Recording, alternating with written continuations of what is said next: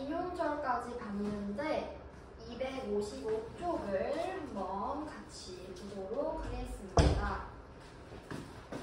아, 미안. 255쪽이 아니라 잠시만요.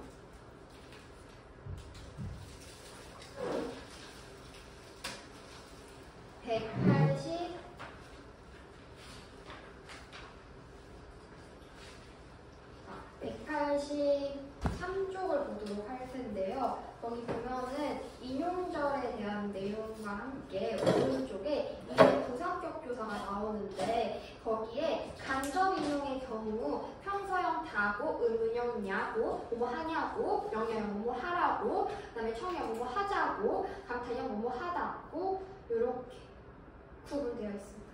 그래서 이런 것도 있구나 보라고 한번 얘기해봤습니다.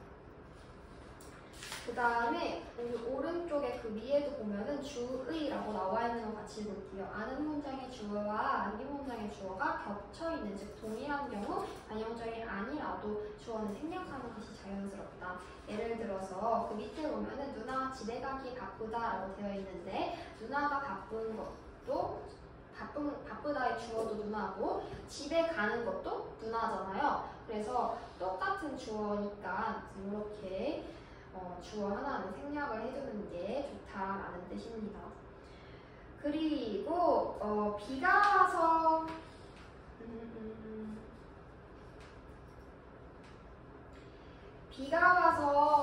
뭐 내가 우산을 썼다 이런 거 있잖아요. 비가 와서 우산을 썼다. 이게 비가 와서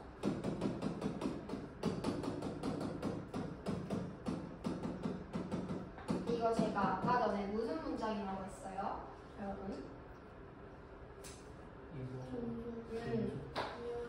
맞아. 종속적으로 이어진 문장인데 만약 내가 비가 와서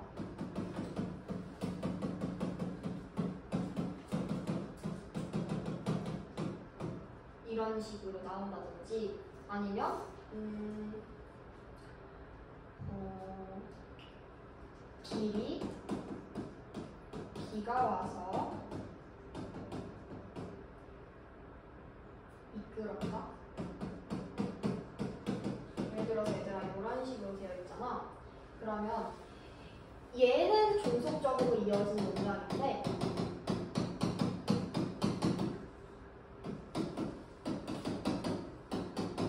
얘네 둘은 뭐로 보기도 하냐면 부사절을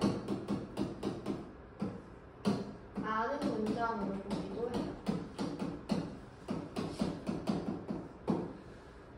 왜 그러냐면 얘 같은 경우에는 요렇게 하나 요렇게 하나잖아. 근데 얘 같은 경우에는 내가 우산을 썼다 안에 비가 와서가 들어가 있죠. 길이 미끄럽다 안에 비가 와서가 들어가 있잖아요. 그래서 부사절을 아는 문장으로 이렇게 보고 그 두 가지가 있으니 얘네 두 개를 좀 잘 기억해 줍시다. 네, 따로 적어주시고요. 이거 시험에 잘 나와요. 근데 실제로 시험에 잘 나오고 해서 제가 내신 문제형으로 해서 매번 내신 문제 할 때마다 200문제, 500문제씩 준다고 했잖아요. 근데 그렇게 할 때마다 이런 문제를 나오면은 학생들이 진짜 많이 헷갈려 하더라고. 그래서 이렇게 나올 경우에는 뭐 이렇게 보기도 하는데 이게 사실 문법적인 견해가 다르고 국어 학자마다 말이 좀 다르긴 해요. 그래서 만약 이런 문제가 나온다면 이런 식으로 풀면 된다고 얘기를 하는 거예요. 그래서 실제로는 평가원이나 수능에서는 이렇게 이걸 물어보면은 되게 애매해져 버려. 아니 순서 바꾼다고 하나는 종속절을 이어준 문장이고 하나는 부사절을 아는 문장이라고 하면서 되게 애매해져 버려서 실제 평가원이나 수능에서는 이런 거에 대해서 내지는 않습니다. 시험에. 하지만 내신에서는 학교 문법에서는 또 다르잖아요. 그래서 사실 원칙적으로는 얘네 둘 다 종속적으로 학교 문법에서 원래는 다루고 있었어요. 이렇게 다루고 있었거든요. 종속적으로 이어진 문장으로 학교에서는. 학교에서는. 근데 간혹가다 이런 식으로 보기도 해요. 견해가 달라서. 그래서 우리 두 개 다 알아두면 좋을 것 같아요. 이런 문제가 나오면 그래도 풀 수는 있어야 하니까. 그래서 견해가 다르니 참고.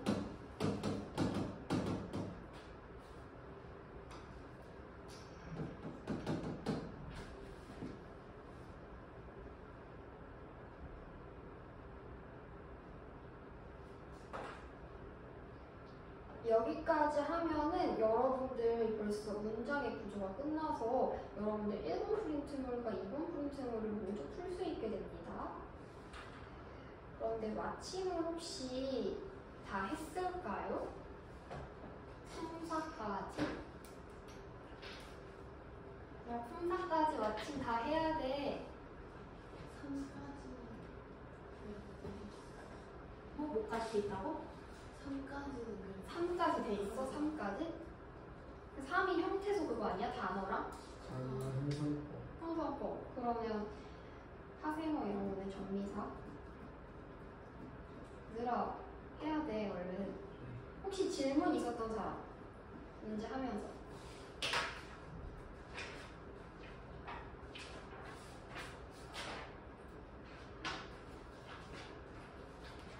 질문을 좀 받아볼까요? 계속 나가려고 했는데 그러면 숙제 야간 많아지고 여러분들이 힘들 것 같은데 질문을 좀 받아보고 만약에 없으면은 이렇게 도를 나가겠습니다. 있었어? 없었어요? 없었어요? 마칭을 안 풀어서 없는 거 아니야 혹시 얘들아? 풀었어요 정말? 그러면 뒤로 넘어가세요. 문법 요소 볼게요. 어디 보냐면 204를 볼 건데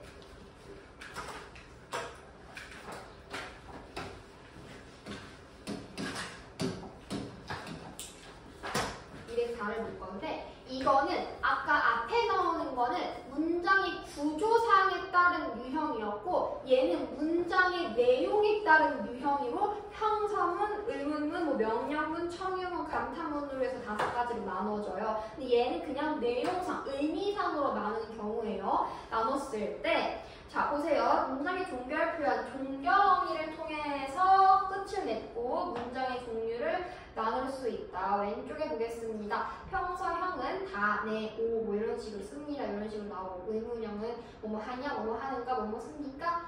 명령형은 뭐뭐 해라. 청유형 뭐뭐 하자, 뭐뭐 합시다. 감탄형 뭐뭐 하는구나, 하는구려, 하는군, 하는도다 이런 식으로 쓰이는데 자 그래서 평서문 같은 경우에는 그냥 단순하게 전달하는 거, 의문문은 물어보는 거 넘기세요. 명령문은 의무대로 행동을 요구하는 거, 그 다음에 청유문은 함께 행동할 것을 요청하는 거, 감탄문은 스스로의 느낌을 감탄조로 말하는 것입니다. 이 중에서 제가 좀 중요하게 봐야 하는 것만 위주로 볼 건데요. 그게 의문문입니다. 의문문은 좀 중요하게 봐야 해서 따로 놓고 볼게요. 의문문, 설명 의문문, 판정 의문문, 수사 의문이 있죠.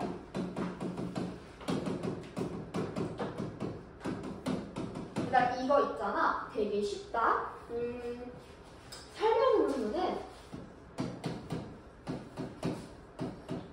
설명을 계속 필요로 하는 거야. 대답을 할 때 설명을 해줘야 돼. 그래서 민준아, 너 밥 먹었니?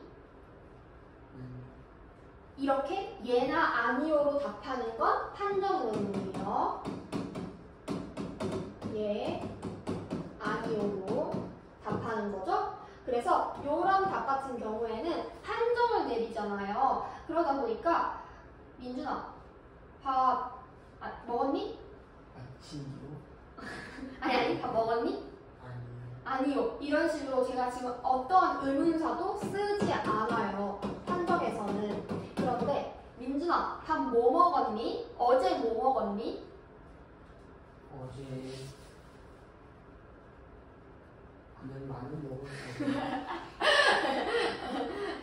민준아 오늘 몇 시에 일어났어? 10시 반이요.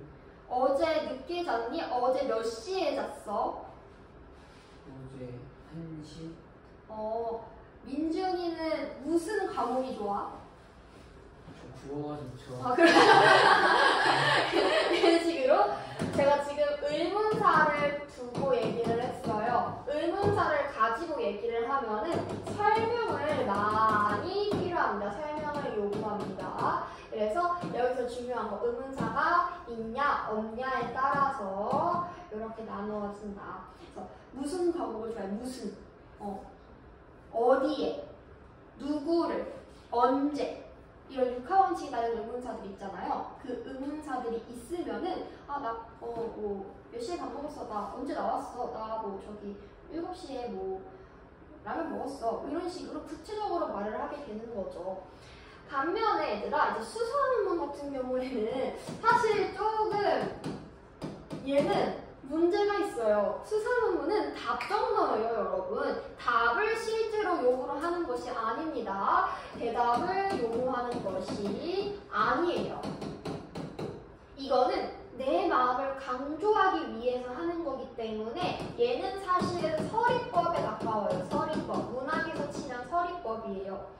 그러니까 서리법이 뭐야, 얘들아? 서리법. 하나도 안 물어보고 싶고 하나도 안 궁금한데 내 이야기 강조하려고 하는 거잖아. 예를 들어서 제가 예를 들어볼게요. 연호가 늦게 왔어. 연호가 오늘 늦게 왔어. 예를 들어서 제가 연호한테 연호야 계속 그렇게 늦게 오면 좋지? 이렇게 얘기해. 근데 내일 좋아요 어떻게 하시지? 이렇게 하면 이제 큰일 나는 거잖아. 이제 사고죠. 이게 아니지. 그러니까 이런 식으로 내가 대답을 요구하는 게 아니라 내가 지금 늦게 오지 마라는 걸 강조하기 위해서 서리법을 쓴 거죠. 혹은 아니 얘들아 국어만큼 중요한 과목이 없지 않아? 라고 했는데 수학이 중요한데요? 이런 식으로 얘기하는 게 아니잖아요. 그러니까 이런 것들, 이런 게 서리법을 좀 생각했을 때 수사논문인 거죠. 대답을 요구하지 않고 내가 그냥 강조하려고 하는 거. 이런 것들이 있습니다. 그 다음에 명령문이 있는데요. 명령문은 뭐 직접 명령문, 간접 명령문으로 나뉘어진다라고 했는데 사실 이거 그렇게 시험 잘 나오진 않아요. 그리고 간접 명령문은 뭐 불특정 다수를 대상으로 나타난다 했는데 우리 시험 문제 같은 데에서 알맞은 답을 고르시오, 쓰시오, 쓰라 이렇게 되어 있는 것들 이런 게 간접 명령문입니다. 그래서 딱 사람을 특정한 대상을 정해놓지 않은 거 그거를 간접 명령문이라고 해요. 청유문 볼게요. 청유문은 이제 뭔가 행동을 요청하는 거, 청유 종결어미를 통해서 나타나는데 얘들아 이거 그래서 명령문이랑 청유문 같은 경우에는 동사랑 형용사 중에 동사만 가능하다고 했었죠? 저희 이거 동사랑 형용사 구분할 때 배웠어요. 오늘 형사평가 내일 걸 그랬네. 자, 동사랑 형용사 구분할 때 동사는 청유, 명령, 현재형으로 따졌을 때 둘 다 돼, 셋 다 돼, 형용사 다 안 돼. 요거 배웠었거든요.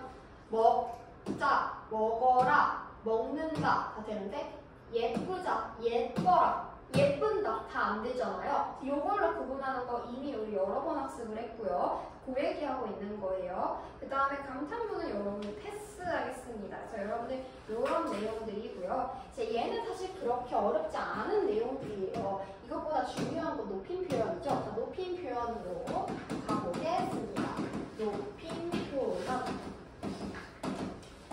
높임 표현은 종류가 총 3가지예요. 주체 높임이 있고 그 다음에 객체 높임이 있고 그 다음에 상대 높임이 있는데 우리 얘들아 각자 뭘 높이는지가 제일 먼저 중요하니까 그거부터 딱 정확하게 짚고 갈게요. 주체가 뭐야? 주체 문장 성분으로 따지면 주어. 그래서 얘는 주어를 높입니다. 객체는 뭘까? 객체. 문장에서 객체를 문장 성분으로 치면은 맞아. 목적어. 그리고 부사어. 상대는 뭘까, 얘들아?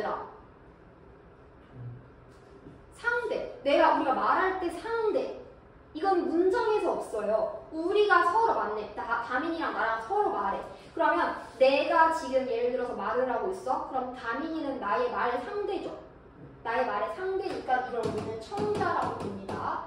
청자, 듣는 사람을 높이는 겁니다. 예를 들어서 엄마 저 용돈 좀 올려주세요 라고 말을 해. 그러면은 엄마가 나의 말을 듣는 사람이니까 엄마가 청자가 되겠지. 이때 엄마 나 용돈 좀 올려줘 이렇게 말하면 이거 높임이 아니잖아. 엄마 용돈 올려주세요, 주십시오 이런 식으로 그때 끝에 종결하기로 높이는 것을 말합니다. 자, 그 다음에 이런 식으로 했는데 이 주체 높임을 어떤 방식으로, 객체 높임을 어떤 방식으로 높이는지를 볼 거예요. 그래서 각각의 방식을 보겠습니다. 높임의 방식이에요. 높임의 방식. 높임의 방법. 제가 여기를 좀 빼놓는 이유가 있어요. 그래서 자, 주체 높임의 방법은요. 쉽게 생각해 주세요. 우리 선어말어미 배웠어요. 어말어미 앞에 쓰는 걸 선어말어미를 배웠습니다. 그런데 주체 높임을 하고 싶어. 주체 높임을 하는 선어말어미. 그렇게 이름이 뭘까요? 주체 높임을 하는 선어말어미. 이름 뭘까? 주체 높임 선어말어미. 이름이 굉장히 길죠. 줄일 수 없어요. 주체를 높이는 선어말어미. 주체 높이는 선어말어미입니다. 그래서 어말어미 앞에 있는 애를 우리는 선어말어미라고 하는데 그 중에서 주체를 높여주는 애예요. 걔는 딱 하나밖에 없어요, 여러분. 시입니다, 시. 근데 간혹 을을 붙여주기도 하죠. 시입니다, 시. 그래서 어떤 식으로 쓰이냐, 예를 들어 뭐 이런 거죠.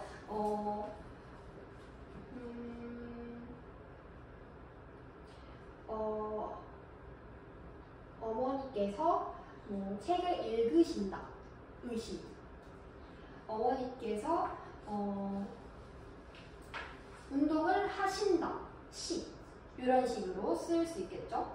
제가 지금 말하면서 벌써 힌트를 줬어요. 제가 지금 주어를 뭐라고 말했어요? 어머니께서라고 했죠? 맞습니다. 그래서 두 번째 방법은요.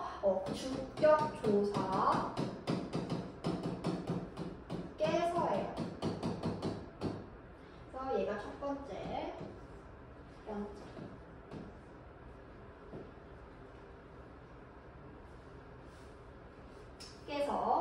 깨서가 있고요.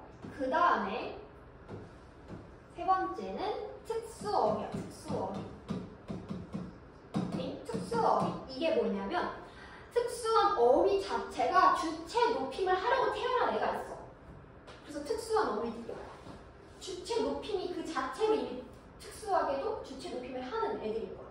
이거를 여러분들 이거를 어떻게 외울 거냐면요.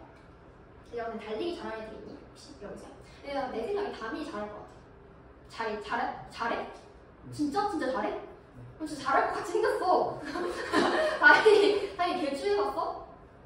맨날 해? 매번 개주야? 진짜? 이번에 체육대회 했지? 이겼어? 3등 했어요? 너네 같은 반이야? 같은 반이야? 아 그래? 너네 셋 다 같은 반이야? 아니 저랑 여기랑 같은 반. 너랑 같은 반? 둘이 같은 반?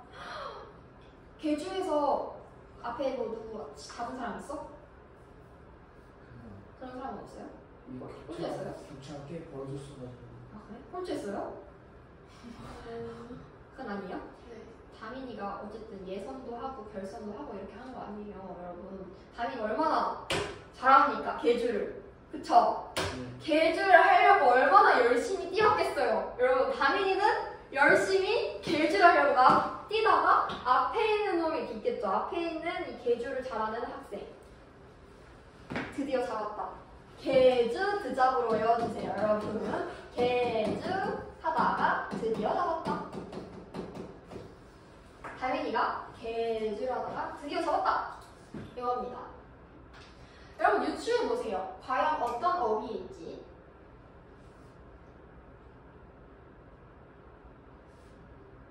어머니께서 집에 잡수신다. 계시다. 집에서 주무신다. 주무시다. 어머니께서 밥을 드시다.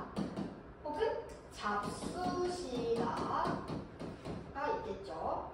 그리고 사실은 하나 더 있어요. 개주를 드셨는데 아이고 돌에 걸려버렸네. 돌에 걸려버렸네. 돌아가시다가 있습니다. 돌아가시다. 이렇게까지.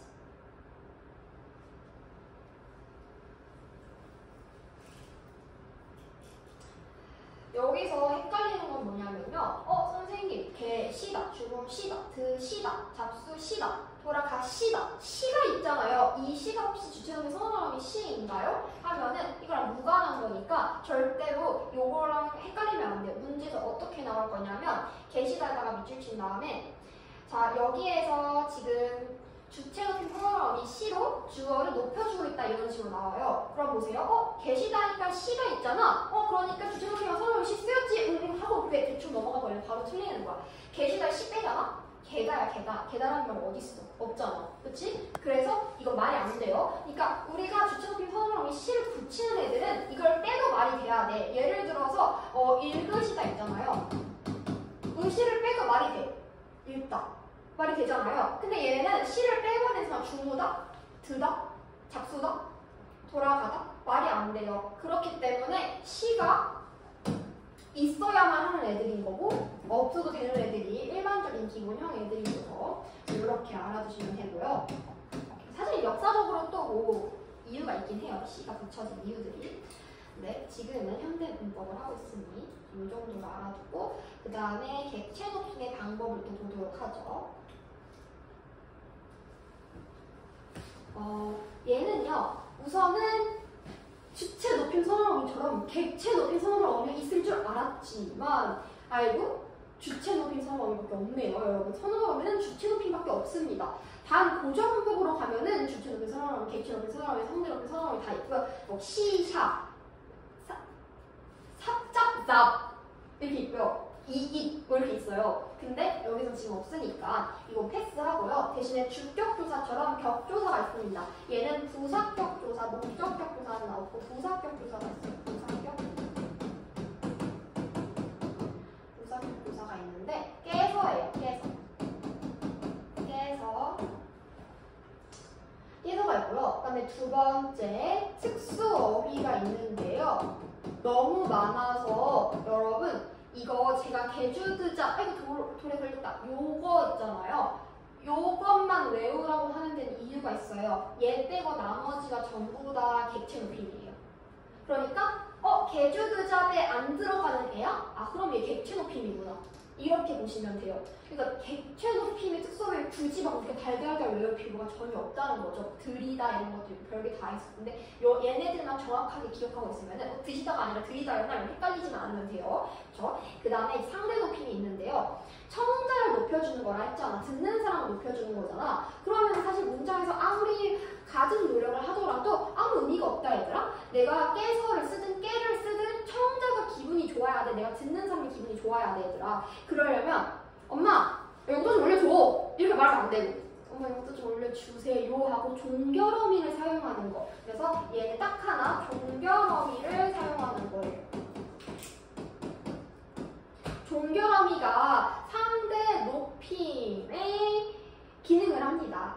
그랬을 때 우리 이게 종결어미에도 높임 표현이 있고 낮춤 표현이 있고요. 격식체가 있고 비격식체가 있어요. 그런데 그래서 이렇게 막 나눠져 있어. 원래 사실 종결어미도 격식체가 있고 비격식체가 있고 격식체도 높임 표현이 있고 그다음에 낮춤이 있어요. 뭐뭐 하세, 뭐뭐 하게, 자네 어서 앉게. 이거는 낮춤이지. 반면에 앉으십시오. 여러분들 모두 자리에 앉아주십시오. 이런 거는 높임이죠. 비격식체는 똑같이 높임이랑 낮춤이 있는데 얘는 해요. 엄마 뭐 해요? 엄마 밥 먹어요? 요런 높임. 엄마 뭐 해? 밥 먹었어? 이거 낮춤. 그래서 요렇게가 있는데 얘를 우리 표로 볼 거예요. 그래서 얘는 표 외워야 돼요. 표 암기해야 됩니다.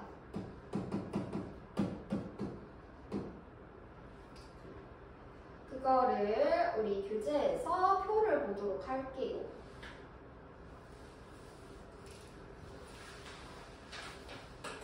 어딨냐면 211쪽입니다.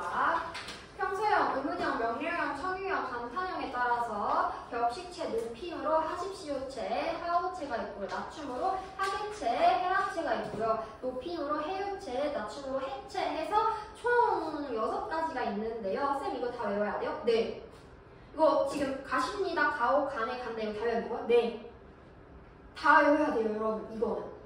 다만 지금 외운다고 어차피 모르잖아요. 까먹잖아요. 그러니까 지금은 우선은 한 번씩 본다고 생각을 하고 내신 때 좀 더 자세히 외우세요. 알겠죠? 지금은 제가 형성평가 다음 시간에 이걸로 낼 거니까요. 그거 낼 때 이제 본다고 생각하세요. 어떻게 둘이 같은 데를 이렇게 긁을 수가 있어? 신기하다.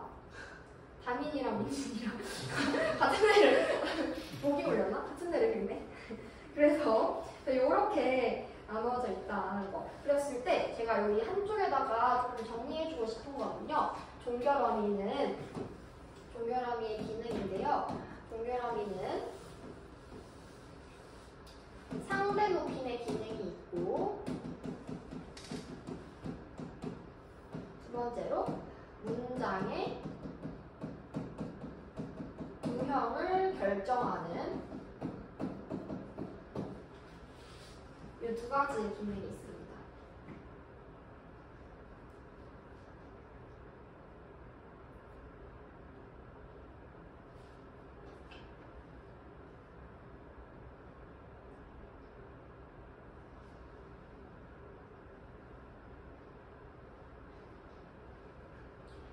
그러면 거기까지 다 했으면 넘어가서 시간 표현을 볼 거예요. 다 적었나요? 시간 표현.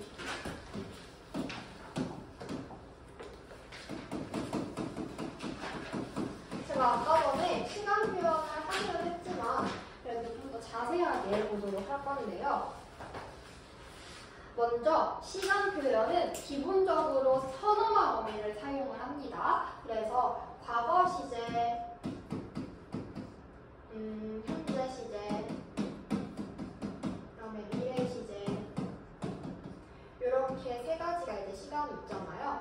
이 3가지마다 선어말 어미가 있어요. 그래서 과거 시제 선어말 어미가 있어요. 첫 번째 방법.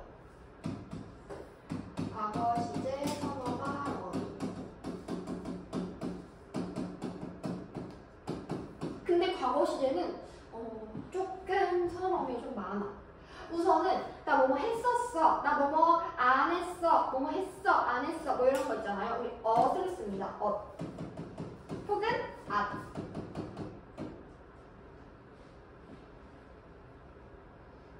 엇을 씁니다. 그런데 얘들아 만약에 하면은 뭘 쓸까? 하. 아니지. 하여. 맞아. 여. 우리 여 쓴다고 했잖아요. 그래서 그거 여 불규칙이니까 그것도 쓰긴 합니다. 하였다처럼. 그 다음에 이제 2번째로 요거 하고 그리고 얘보다 조금 더 다른 의미를 추가해서 우리 엇, 엇이 있어요. 엇. 잠깐만요. 이게 뭔지 싶긴 하겠지만은 일단 적어도 제가 좀 설명을 할 테니 한번 들어보세요. 민준이랑 이루랑 친하지? 네. 또 누구랑 친해? 내가 알기로 이루랑 연우랑 친하고 그 이루의 친구들이야 너네? 아 그래? 이게 연결되어 있는 거야? 이루의 친구들? 그래? 처음에 이루가 소개시켜줄까 그러면?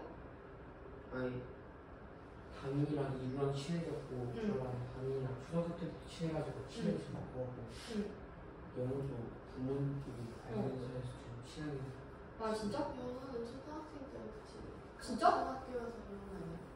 같은 조였어? 너 같은 조고? 다른 이거랑 같은 초. 어. 네.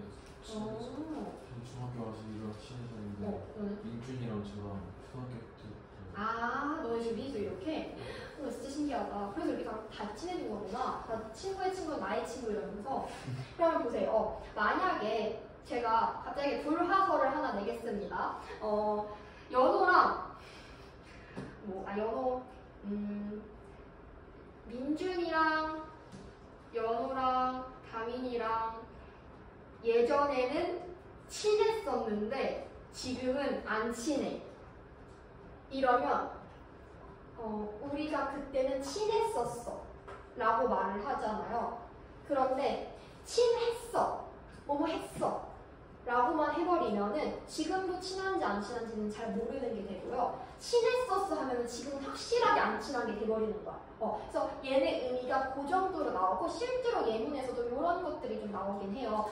내가 그 애랑 친했었어, 친하지, 친했었어 이런 식으로. 그러니까 엇을 한 번 쓰냐 두 번 쓰냐 이 정도의 차이긴 한데 이걸 했을 때 의미가 약간씩 좀 다르다는 거, 약간 미세하게 얘는 지금은 별로 안 친한 것 같아, 좀 멀어진 것 같아, 이런 느낌이라는 것을 알아두시면 되겠습니다. 그래서 거기 예시에도요, 초등학교 때는 공부를 잘했었다 라고 나와. 지금은 그럼 잘한다는 걸 못한다는 거야? 지금은 잘한다는 걸 못한다는 거야? 못한다는 거지, 그치? 공부를 잘했었대, 잘했었다, 지금은 못한다는 거야. 근데 초등학교 때 공부를 잘했다 하면은 지금도 잘했고 초등학교 때 공부 잘했어요, 잘했어, 잘했다 이렇게 말할 수 있는 거죠. 그래서 여기서는 요거 약간 의미만 좀 적어주자면 지금은 아니라는 거죠. 그 다음에 하나가 더 있는데 이 더인데요, 더도요 사실은 좀 더 의미를 얘기하자면 그냥 과거가 아니라 과거 해상이에요. 그래서 그 영화 참 슬프더라, 걔 알고 보니 애인이 있더라, 뭐 이런 거 있잖아. 할 때 그 더, 이게 다 과거 해상이죠.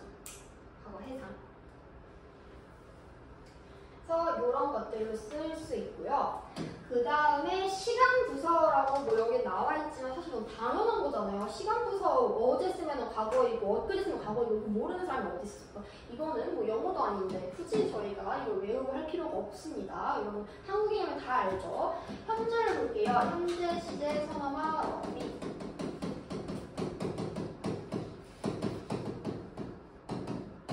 얘는 는이 있어요. 는. 나 먹는다, 먹는다 이런 거. 나 한다 뭐 이런 것들이 있어요. 뭐 한다 할 때 이게 이제 가끔씩 요 앞에 있는 애가 먹는다 했는데 뭐 한다처럼 모음으로 끝나는 경우가 있으면은 니은을 써주기도 하죠. 먹는다 할 때는 앞에 받침이 있으니까 는을 써주는데 앞에 받침이 없고 모음으로 끝나면 니은으로 써주기도 합니다. 이거는 무슨 품사만 된다고? 얘 무슨 품사만 된다고? 동사나.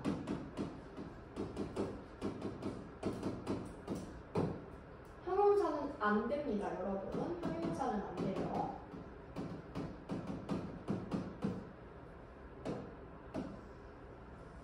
저는 이따가 여기다 좀 써야 될 공간을 만들어야 돼서 잠깐만 이동만 시켜놓을게요.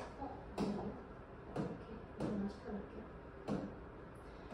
자, 그래서 이렇게 있었고 미래는요, 미래 시제 선어말 어미가 또 있죠. 그런데 미래 시제 선어말 어미는 되게 애매한 부분이 많아서 시험에 오히려 잘 나오기는 합니다.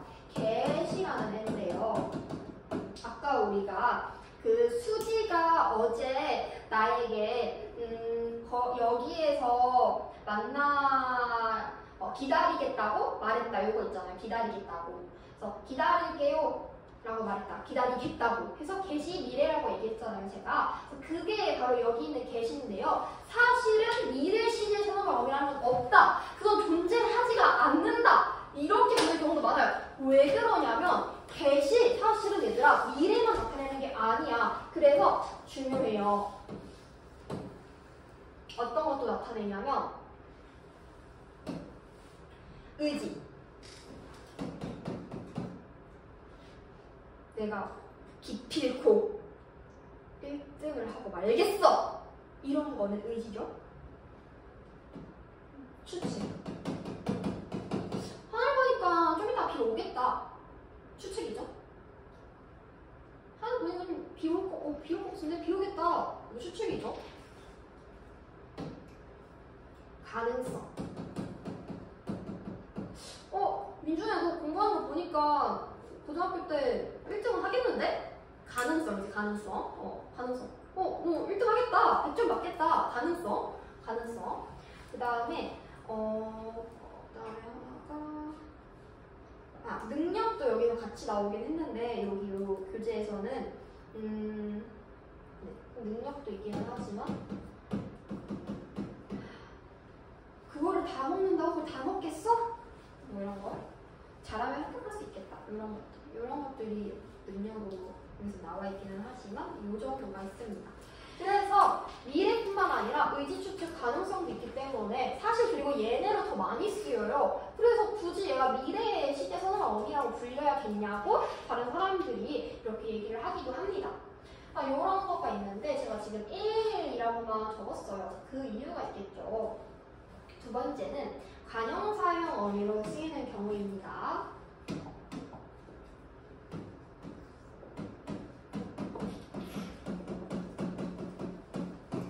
관형사형 얘는 사실 실제 이름은 아니야 얘들아.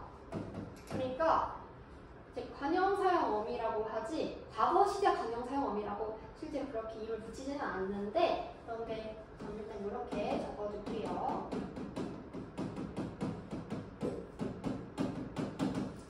하지만 선어물 어미는 무조건 얘네 풀네임 말해줘야 돼요.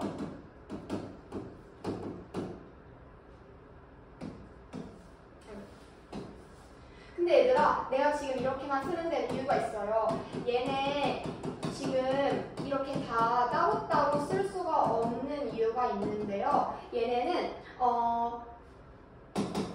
품사가 뭐냐에 따라서 또 어미가 달라져요. 동사냐 형용사에 따라서 또 의미가 달라집니다.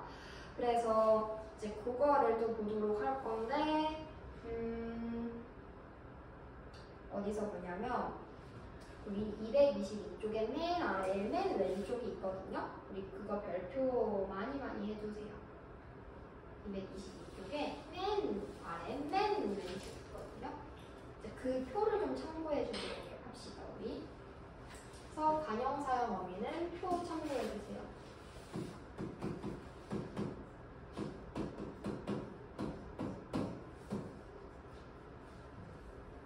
얘는 표를 암기해줘야 돼요. 아까 그 종결어미처럼.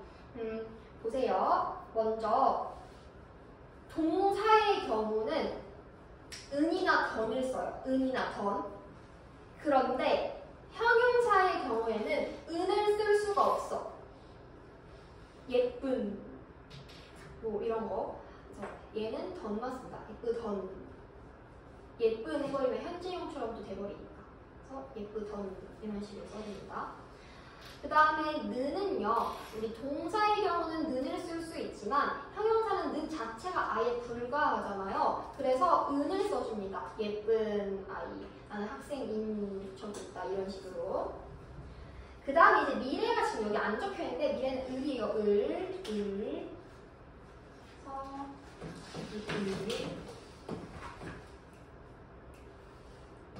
얘는 는 혹은 얘는 던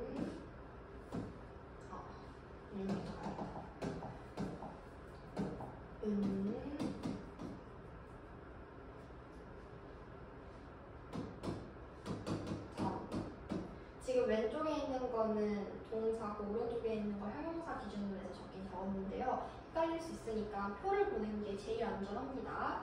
그래서 표를 봐주세요. 표의 관형사형 어미에다가 우리 선호어 어미는 뭐 여기 있는 걸로 볼 수 있고요. 관형사형 어미에다가 좀 표시를 해두겠습니다. 여러분들 관형사형 어미 네모로 쭉 크게 네모 쳐주세요. 이렇게 선언 어미 빼고만 같이 이렇게 빨간색 펜이나 이런 걸로 이렇게 네모 쳐주세요.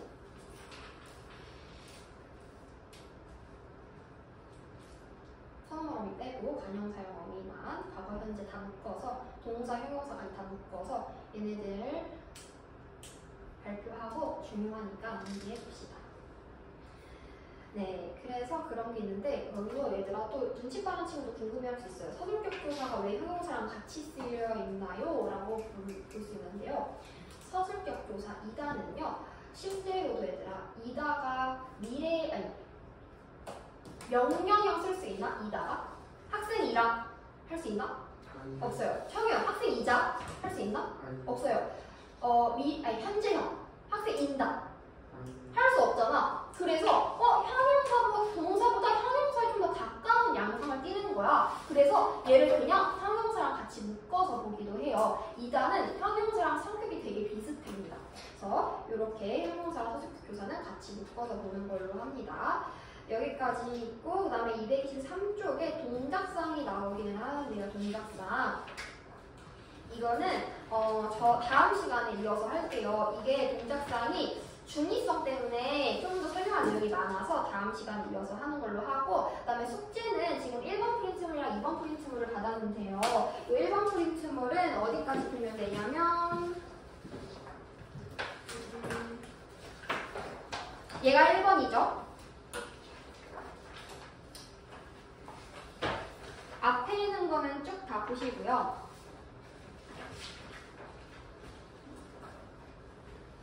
95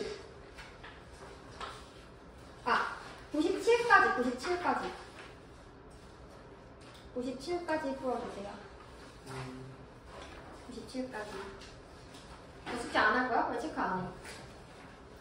97. 그 다음에 2번 프린트물은요. 앞에 있는 거 쭉 풀면 되고요. 여기는